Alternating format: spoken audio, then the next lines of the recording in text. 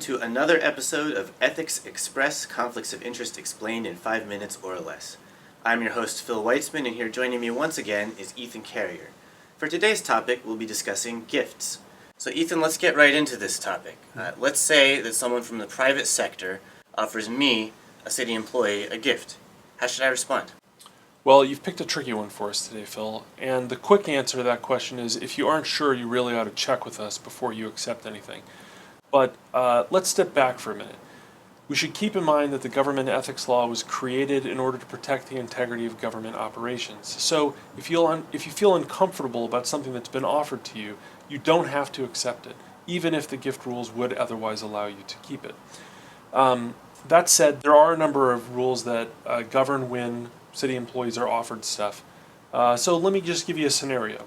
Let's say an acquaintance of yours gives you a $55 dinner. What would you say to that? So far, I don't see any problem. Sounds like a good deal. Yeah, it does sound like a good deal.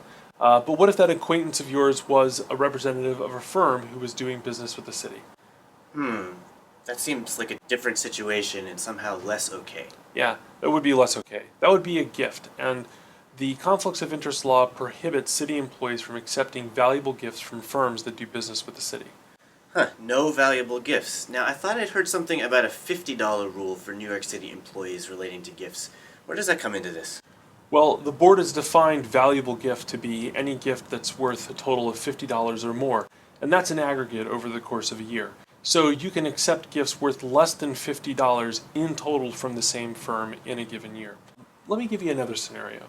Let's say that acquaintance of yours gave you that $55 dinner and he said it was in thanks for your helping him get a permit from the city.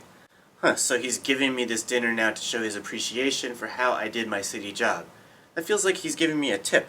Right, that's a tip or gratuity, and the Conflicts of Interest laws prohibit government employees from accepting tips or gratuities. So let me give you another scenario. Let's say that acquaintance of yours made an agreement with you whereby he offered to buy you a $55 dinner if you would help him out with getting that city permit. Ooh, that sounds like a bribe. That can't be okay. Right, that would be a bribe. Bribes are felonies, and if you ever see the offering of a bribe, you ought to report it to the Department of Investigation. And you should also remember that with tips and bribes, that there's no dollar minimum. So that's good to know when it comes to tips or bribes. It doesn't matter whether the thing being offered is $55, $49, or $1. Any amount is prohibited. Well, this brings me to another question. So it seems like sometimes the difference between, say, a gift and a tip can be confusing. Like it could depend on small differences in the way someone articulates the offer. How do we deal with that? Well, that can be a bit confusing, and in part because of that confusion, there are a number of city agencies, particularly city agencies that regulate a specific industry or deal with large dollar value contracts, that have decided to have a stricter $0 gift rule. So, in other words, no gifts at all. Well, I think one thing is clear, which is that there are a lot of different concerns relating to gifts.